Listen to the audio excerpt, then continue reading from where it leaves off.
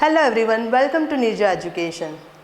Today we are going to discuss on Class 8 chapter, Civics, chapter number 1, the Constitution and the needs for law. Before starting the chapter, please subscribe to our channel Nirja Education and don't forget to press bell icon. Rules are very essential for effective and proper governance of the country, and these rules are laid down in the Constitution. Now what is Constitution? Constitution is an important document laying down the fundamental principles of the country, and the country follow this principle which is written in our Constitution. Our Constitution is also regarded as the fundamental law of the country. Our Constitution was drafted by the Constituent Assembly. Now what is Constituent Assembly? Constituent Assembly is the assembly of a popularly elected representative for the purpose of drafting or adopting the Constitution, that is called Constituent Assembly. So our Constitution was drafted by the Constituent Assembly. The Indian Constitution came into the effect on 26 January 1950. Matlab when the Constitution was applied, when it comes into the effect on 26 January 1950. The Constituent Assembly of India took 2 years, 11 months and 17 days to draft the Constitution. मतलब जो हमारा Constitution जो बना है उन्होंने कितना time लिया वो सब पूरा प्रिपेयर करने में Constitution, for drafting the Constitution it took 2 years, 11 months and 17 days to draft the Constitution. And how much money they spent on the Constitution for drafting it? 6.4 crores. 6.4 crores were spent on drafting the Constitution. Now we will talk about the importance of our constitutions. Here are some of the importance of our Constitution. First one is it contains a valuable information regarding the structure, organs and the duties and responsibilities of the government. What is written in the Constitution? We have to follow according to the Constitution. It has a valuable information about the duties and responsibilities of the government and about the organs and structure of the government.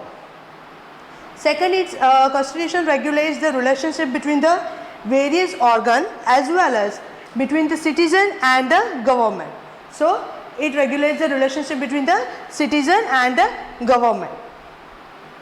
Third is it has a system of check and balance. Now what do you mean by the check and balance?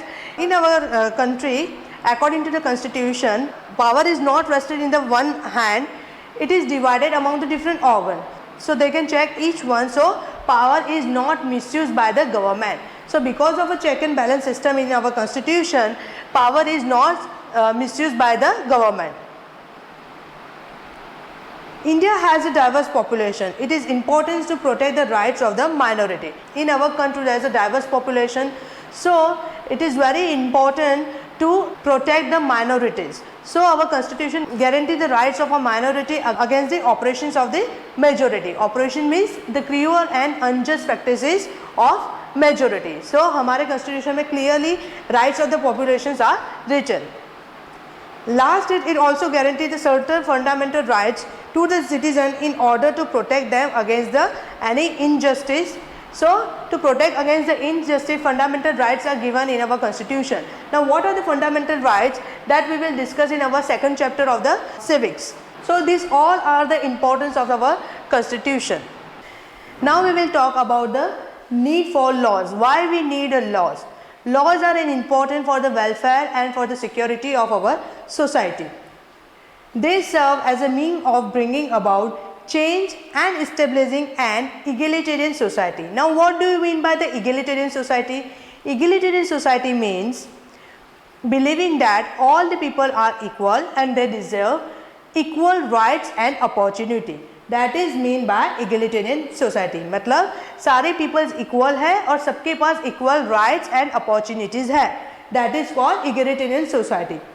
But in a traditionally unequal society like India, which is plagued by social evil such as dowry, female fertilizers and alcoholism, means हमारी जो country है India plagued by means some of the distress by the social evils. कुछ social evils है like dowry, female foeticide and alcoholism.